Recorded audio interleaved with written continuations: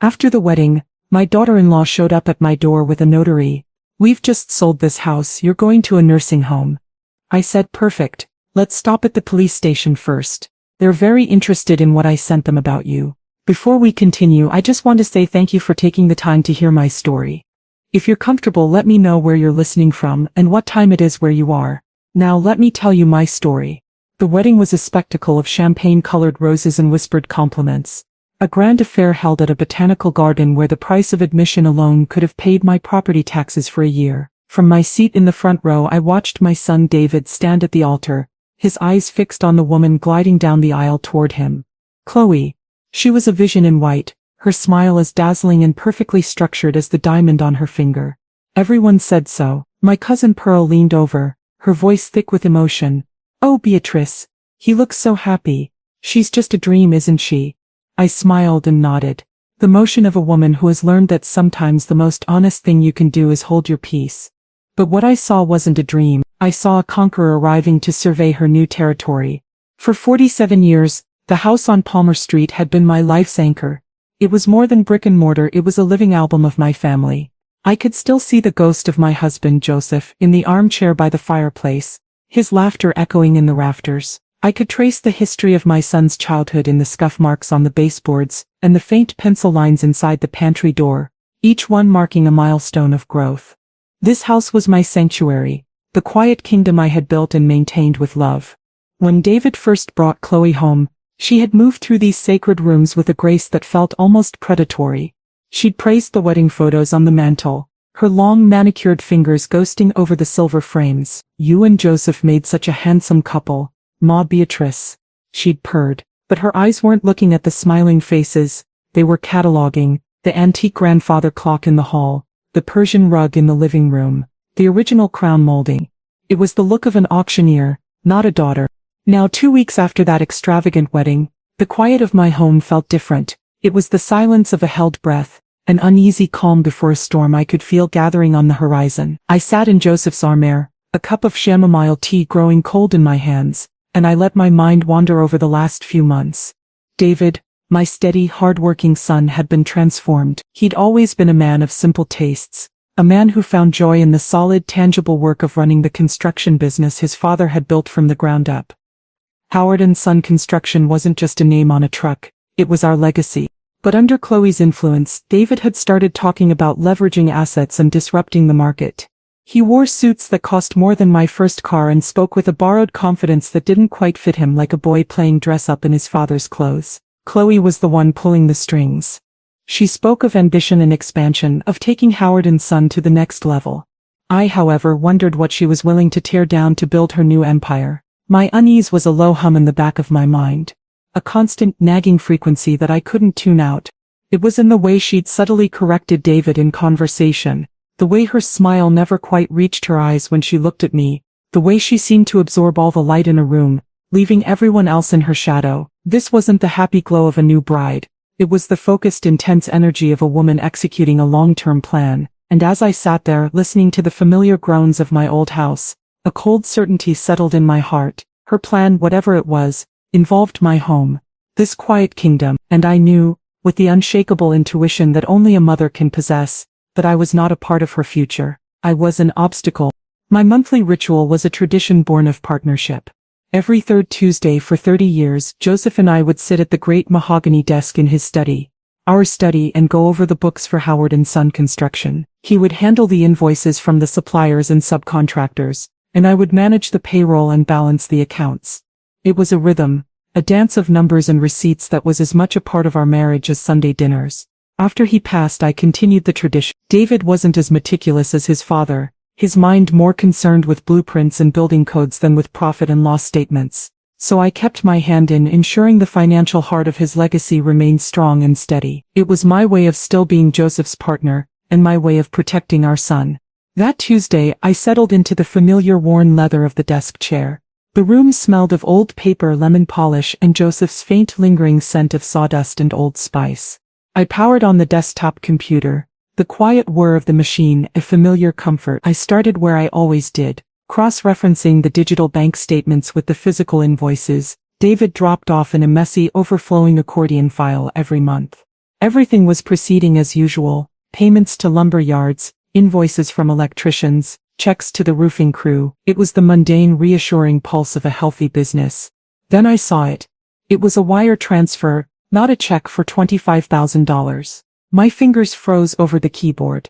We rarely used wire transfers. Joseph had always preferred the clear paper trail of a check. The recipient was a company I had never heard of: Apex Digital Logistics. My heart began a slow, heavy drumbeat against my ribs. Logistics?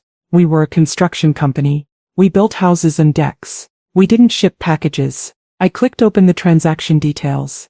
The authorization code was there, but there was no corresponding invoice number. I began to sift through the mountain of paperwork in David's file, my movements becoming more urgent. I went through every single receipt, every invoice, every purchase order. Nothing. There was no record of Apex Digital Logistics, no explanation for a $25,000 expenditure. A cold dread, sharp and acidic, began to creep up my throat. This wasn't just an anomaly, it was a secret. I leaned back, the old leather chair groaning in protest. My first thought, the one that made my stomach clench with a fierce protective pain, was that David was in some kind of trouble. Was he being blackmailed? Did he have a secret debt? My mind raced through a dozen terrible scenarios, each one more painful than the last. But none of them felt right. David was many things: trusting, sometimes naive, but he wasn't deceitful. He would never hide something like this from me, not when it came to his father's company. Then, a new, colder thought slithered into my mind.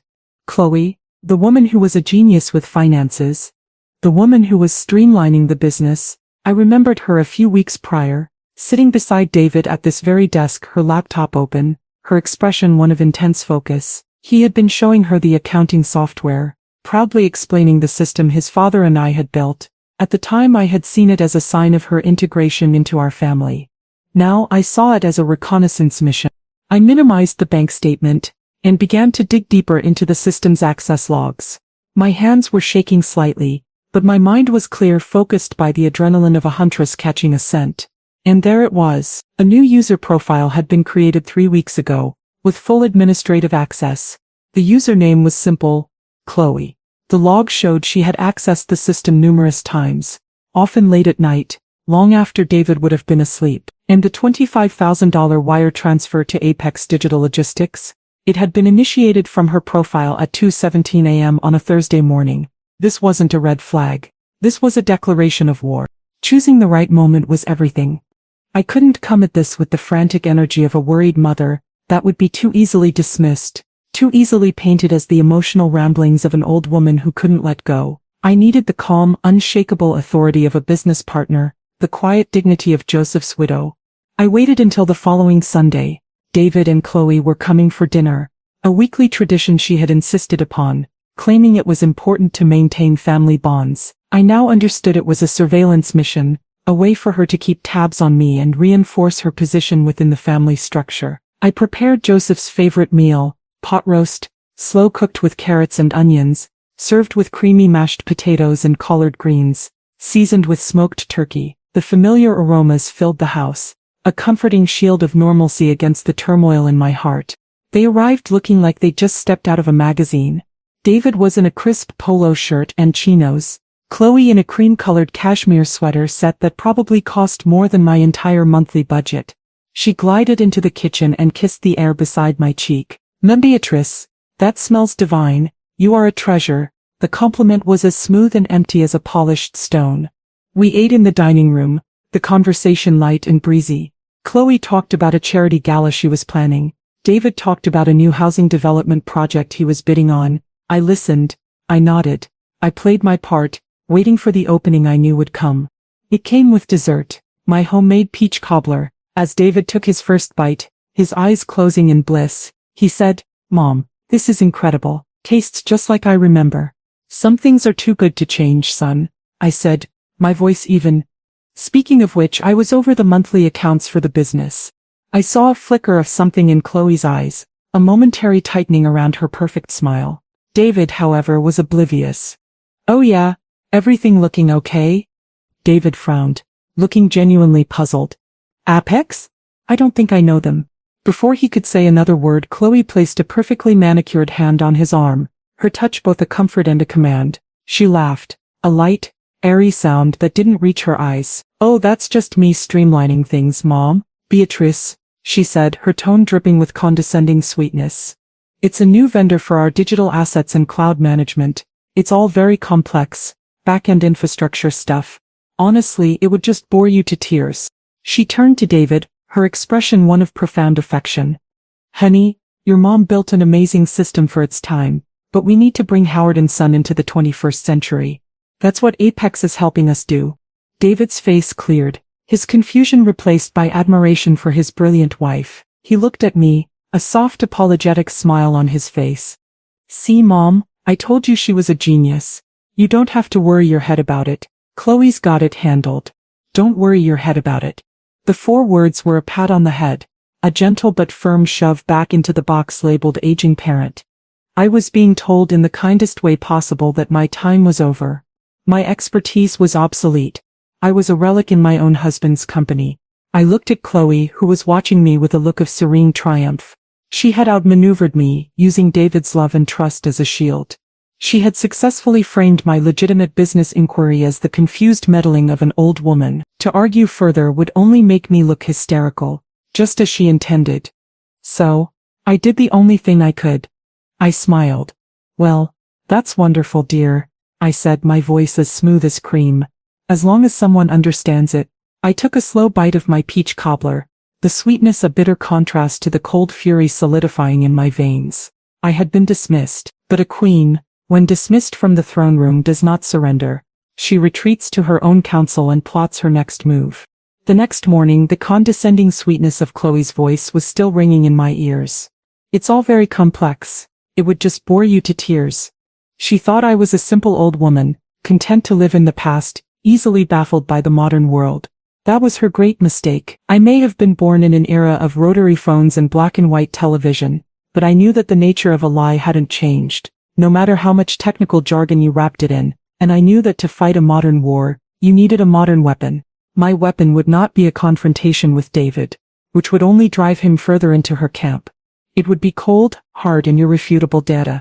Joseph and I had never been extravagant people, but we had been prudent.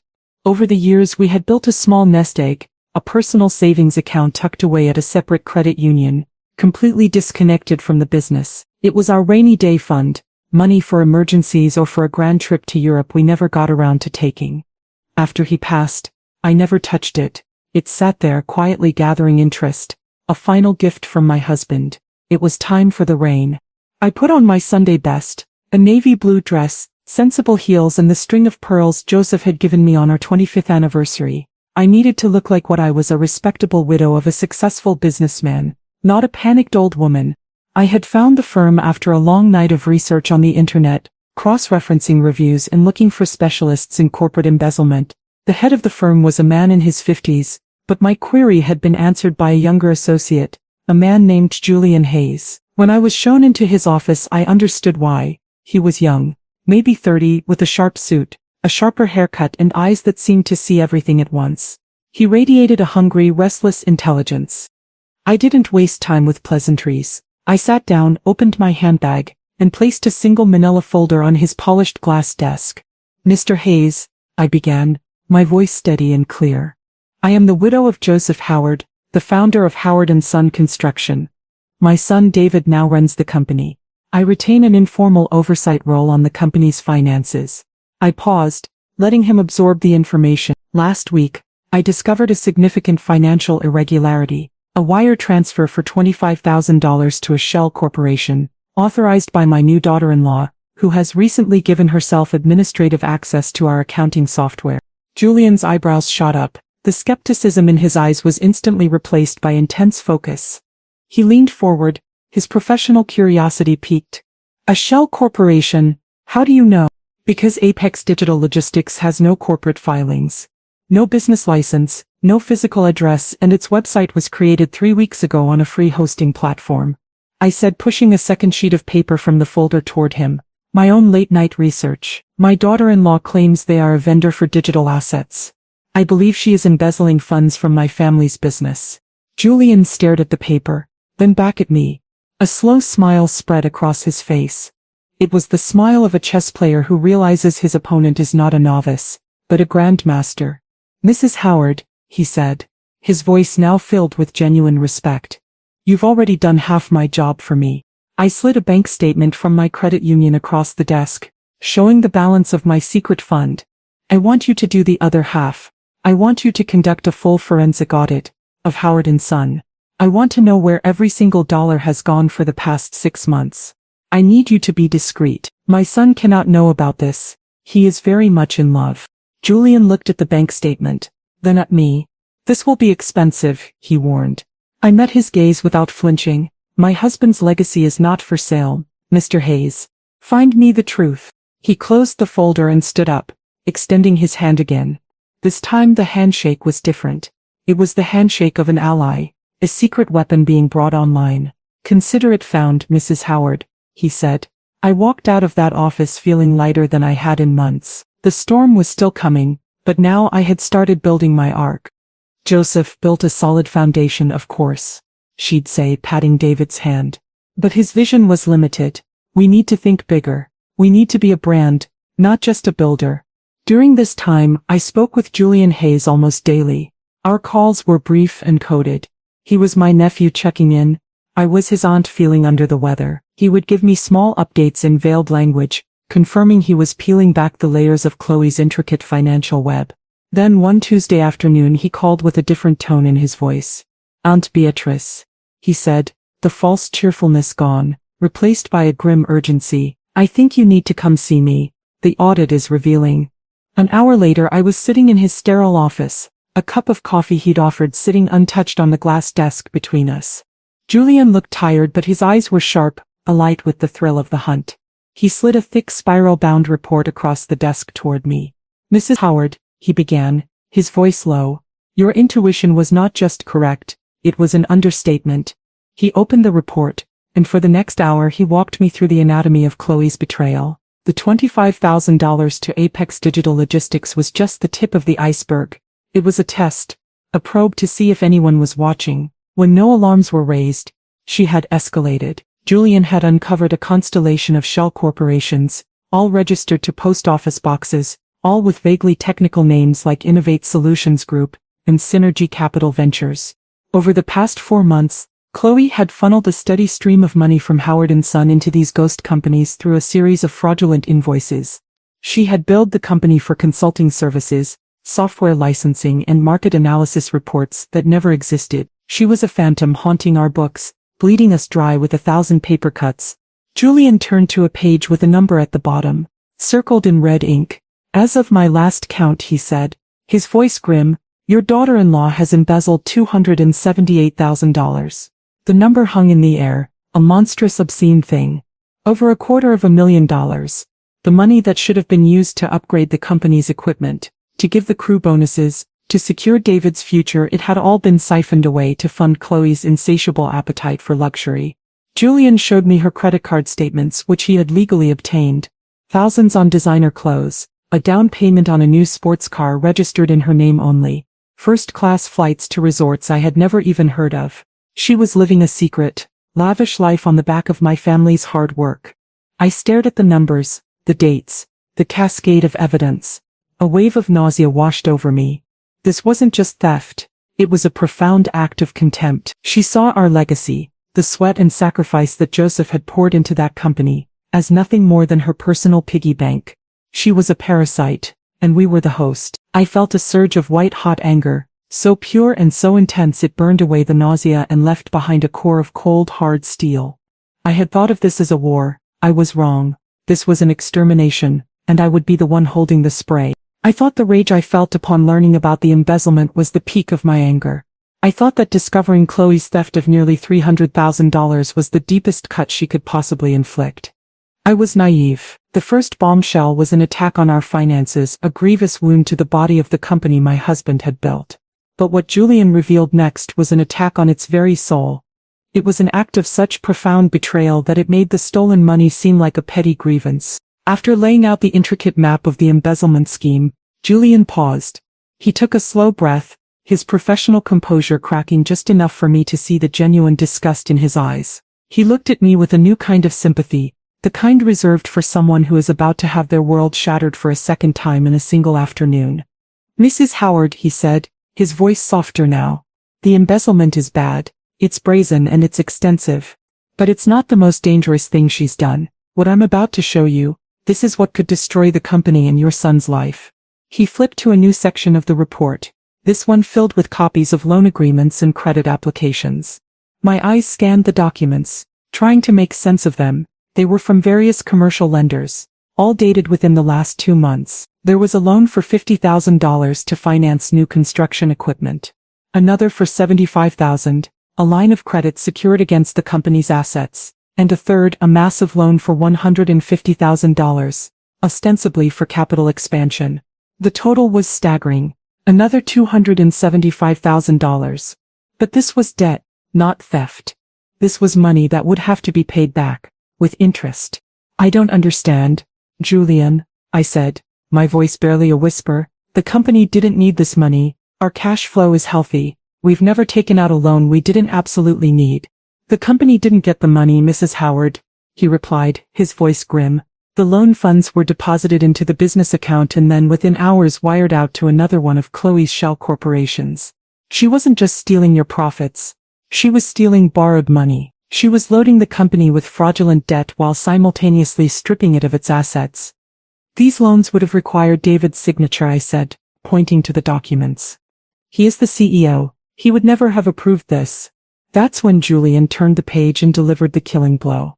On the screen were magnified images of the signature lines from the loan applications, and next to them a verified copy of David's signature from his driver's license. They were nearly identical, but Julian pointed out the subtle, almost imperceptible differences, a slight hesitation in a curve, an infinitesimal change in pressure on a downstroke. "These are forgeries," he said, his voice flat and final. "And they are very, very good. She has been practicing. She forged your son's signature on every single one of these documents." I stared at the screen, at my son's name, twisted and weaponized against him. The air left my lungs in a silent rush. This was the true nature of her evil. She hadn't just stolen from David. She hadn't just lied to him. She had stolen his name, his identity, and used it to sign his own death warrant. When these loans inevitably defaulted, it wouldn't be her name on the paperwork. It would be his. The banks would come for him.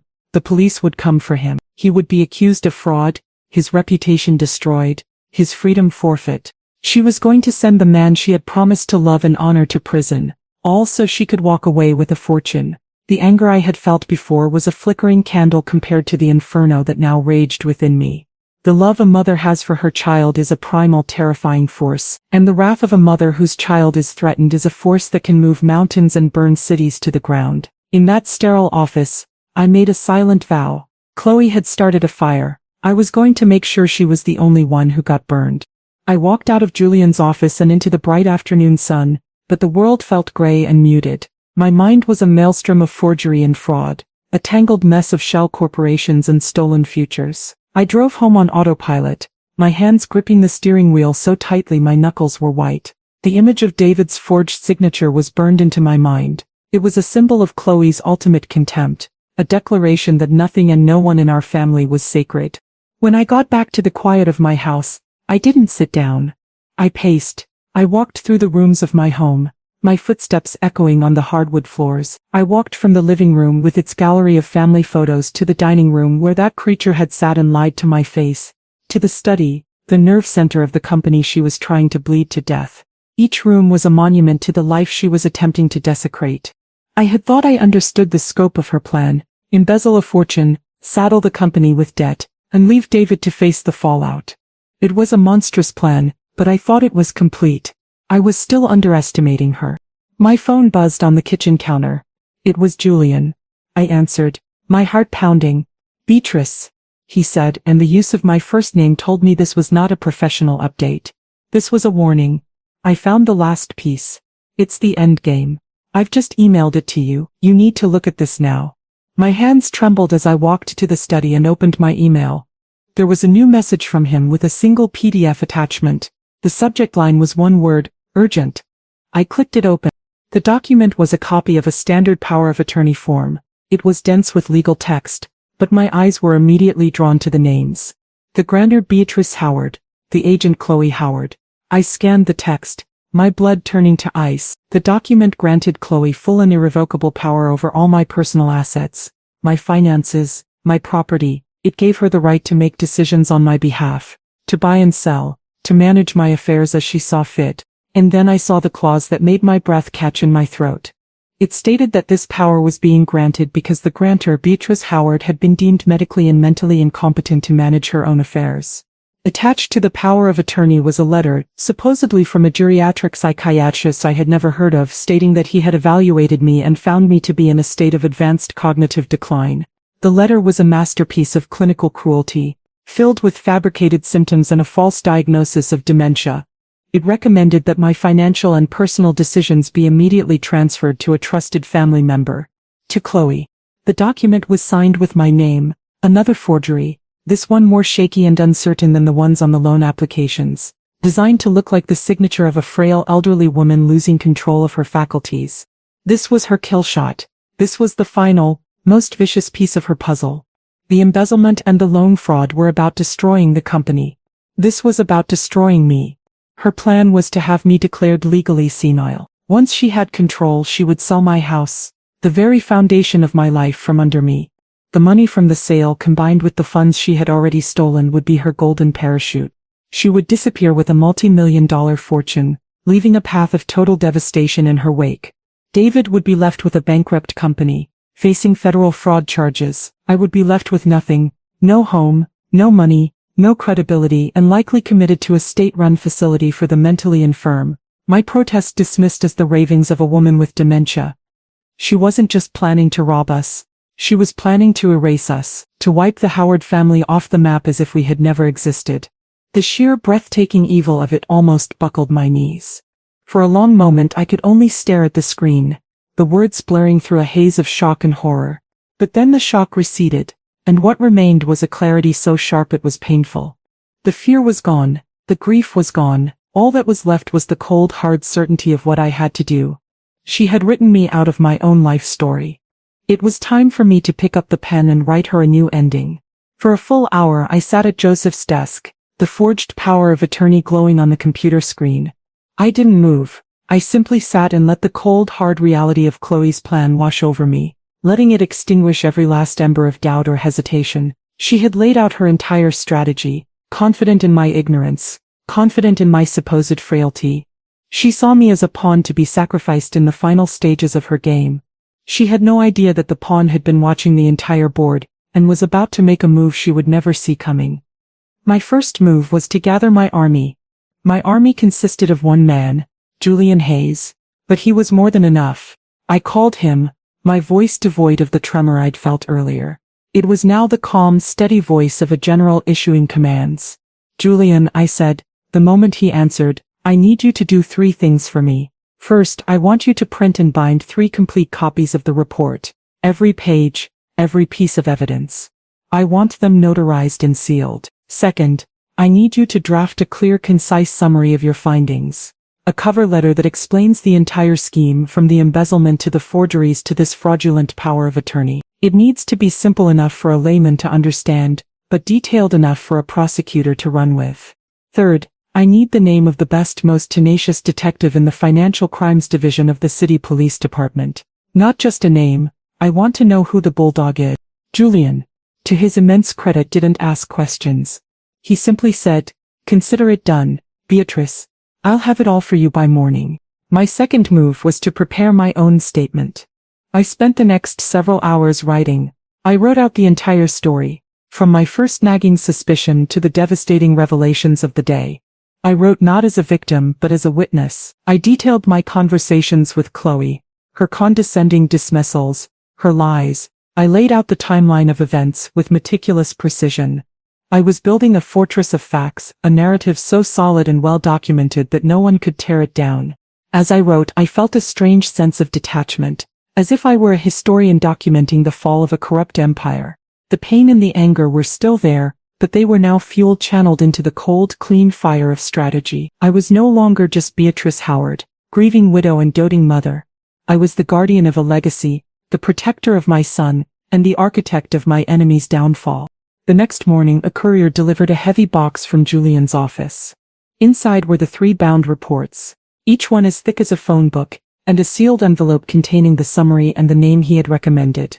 Detective Annalise Miller. The bulldog.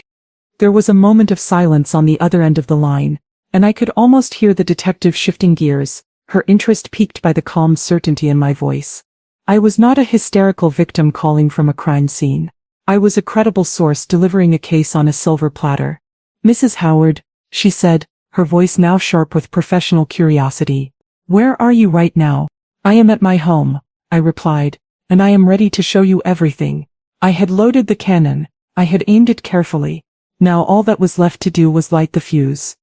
She led me through the bustling bullpen to a small Spartan interrogation room.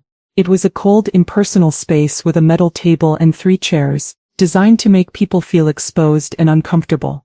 It had no effect on me. I had brought my own fortress with me. Mrs. Howard, she said, gesturing for me to sit as she closed the door, shutting out the noise of the precinct. You made some very serious claims on the phone. Why don't you start from the beginning? I took one of the heavy bound reports from my tote bag and placed it on the table between us with a solid, definitive thud. I slid it across to her. I think it's better if I start from the end, I said.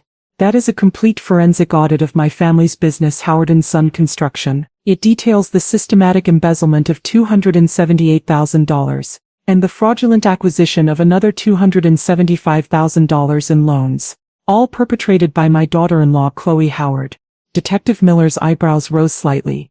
She opened the report, her eyes scanning Julian's neatly organized summary. She was silent for a long time, her expression unreadable as she turned the first few pages, her gaze flicking back and forth, absorbing the flowcharts of bank transfers and the lists of shell corporations.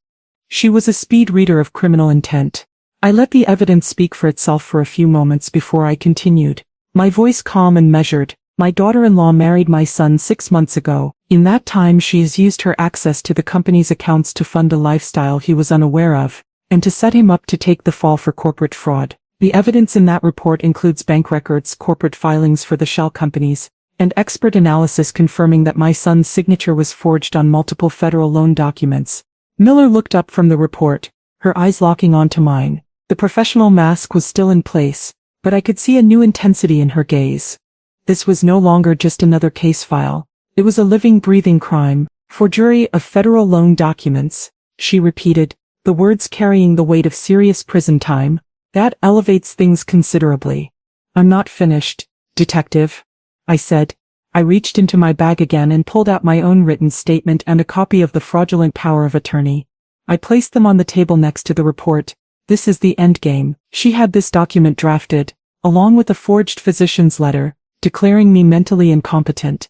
Her plan is to use it to seize my personal assets, primarily my home, and sell it from under me. She intends to leave my son with a bankrupt business facing federal charges, and me homeless, penniless, and institutionalized.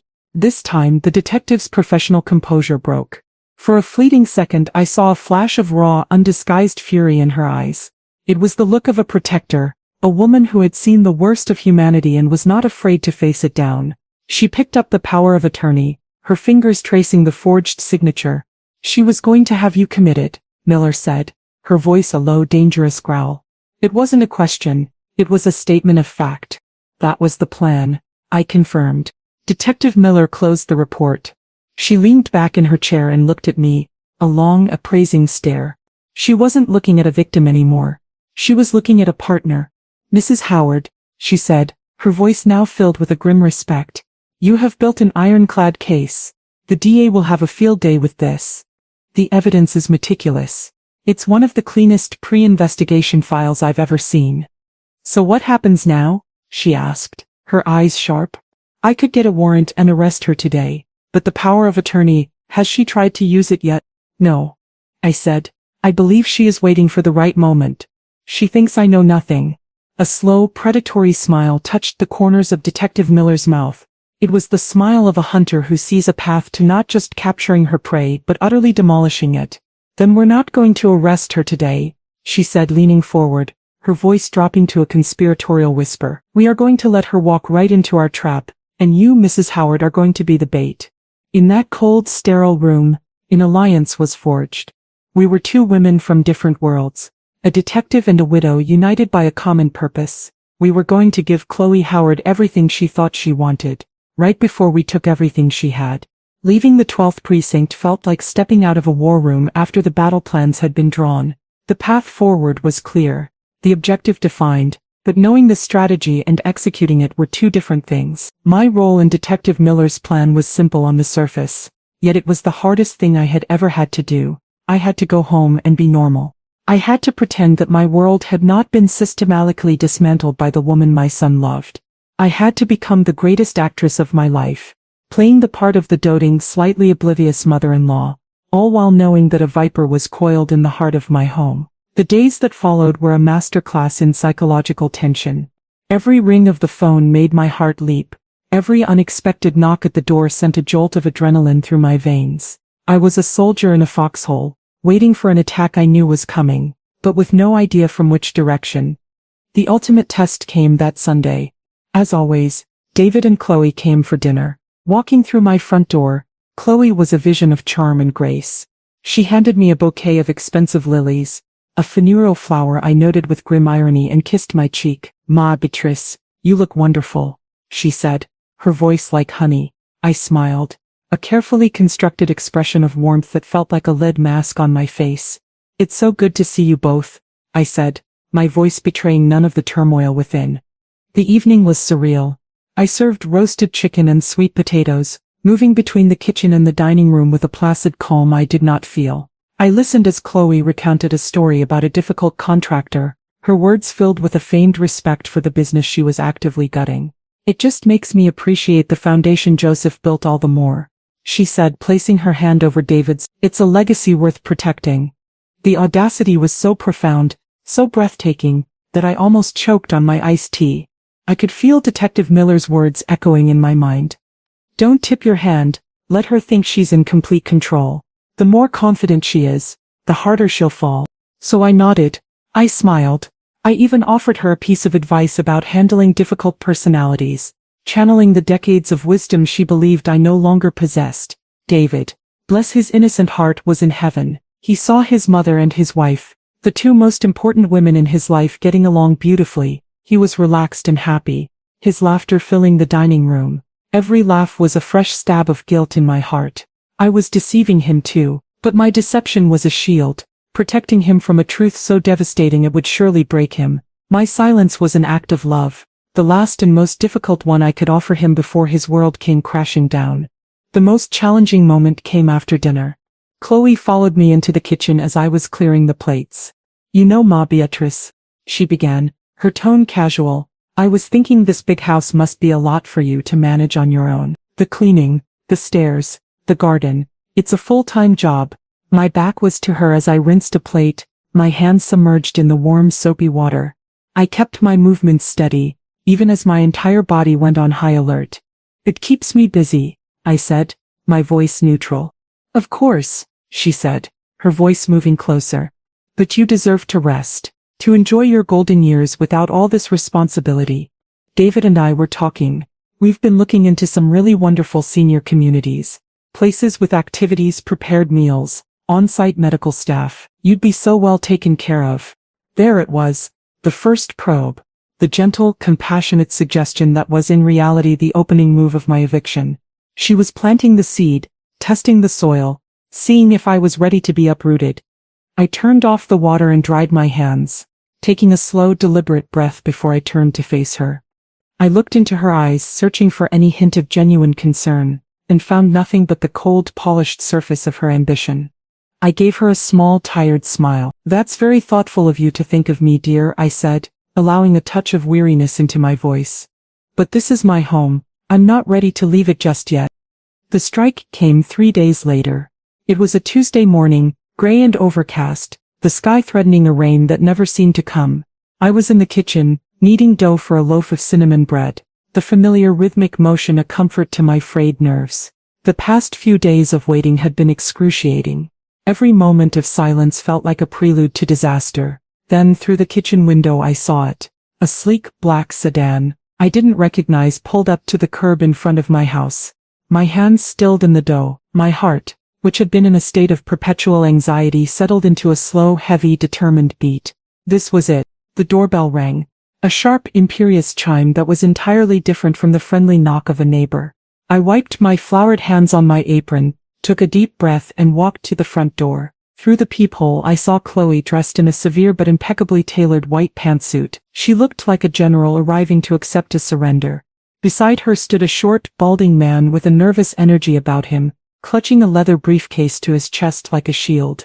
He had the hunted, uneasy look of a man in over his head. This had to be the notary. I opened the door. "Chloe," I said, my voice a perfect imitation of mild surprise. "I wasn't expecting you."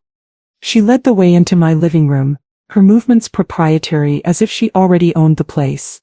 She gestured for Mr. Gable to sit on the sofa, which he did, perching uneasily on the edge of the cushion. She remained standing, a picture of power and control. I stood opposite her, my hands clasped loosely in front of me, the picture of a frail, slightly confused old woman. "David's at the office, dealing with some restructuring," she said, the lie rolling off her tongue with practiced ease. "He's left this matter to me. It's for the best, really. We need to be practical." She paused, her eyes scanning the room one last time, a final triumphant appraisal of her prize. Then she looked directly at me, her smile gone, replaced by an expression of cold, clinical finality. This was the moment she had been planning for, the culmination of all her schemes. She savored it, drawing it out. Then she delivered the line, the one I had been waiting for, the one that would seal her fate. "We've just sold this house. You're going to a nursing home." She reached into her expensive leather handbag and pulled out a glossy trifold brochure. She placed it on the coffee table in front of me. On the cover the words Golden Vistas Senior Living were printed in a cheerful looping script above a picture of silver-haired seniors laughing around a card table. It was a prison brochure designed to look like a vacation. "The facility is lovely," Chloe continued, her voice devoid of all its previous warmth. It was now the click-efficient tone of a transaction being completed. "Your first 3 months are already paid for from the proceeds of the sale. A car will be here in an hour to take you. I'd suggest you pack a small bag with your essentials." She believed she had won. In her mind the game was over. She had anticipated every move, neutralized every threat. She looked at me, the old woman in the flour-dusted apron, as nothing more than a piece of outdated furniture to be cleared out of her new property. She was so blinded by her own brilliance, so convinced of my weakness, that she couldn't see the steel trap she was so eagerly stepping into. I looked at the brochure, at the false smiling faces, then I looked up at her, and for the first time in months I let her see a flicker of the fire I had been hiding. The final act was about to begin. The silence in the room was thick with Chloe's triumph. She stood there radiating a smug, self-satisfied energy, waiting for the tears, for the pleading, for the pathetic, defeated collapse of the old woman she had so thoroughly outmaneuvered. The notary, Mr. Gable, fidgeted with the latches on his briefcase, his eyes darting around the room, avoiding my gaze. He was a hyena waiting for the lioness to finish her kill, eager for his small share of the spoils. I let the silence stretch, letting her savor a victory that was not real. I picked up the glossy brochure for Golden Vistas, my fingers tracing the cheerful, deceptive lettering. I looked at it for a long moment, then set it down gently on the coffee table. I looked up at Chloe, and I gave her a small, serene smile. "A nursing home," I said, my voice soft and calm. "That sounds lovely." Chloe's expression, which had been one of cold command, relaxed into a smirk of condescending pity. She had mistaken my calm for resignation, my quiet for defeat. She thought I was a sheep being led to slaughter, too tired or too senile to even put up a fight. "I knew you'd understand, Ma Beatrice," she said, her voice dripping with false magnanimity. "It's for your own good, you'll be much happier there." That's when I stood up. I moved not with the slow, careful shuffle she expected, but with a straight-backed purpose that made her smirk falter for just a second. I walked to the small table by the door where I kept my purse and my keys. "Perfect," I said, my voice gaining a new clear strength that made both of them look up in surprise. I turned to face them, my purse now in my hand. "Let's stop at the police station first. They're very interested in what I sent them about you."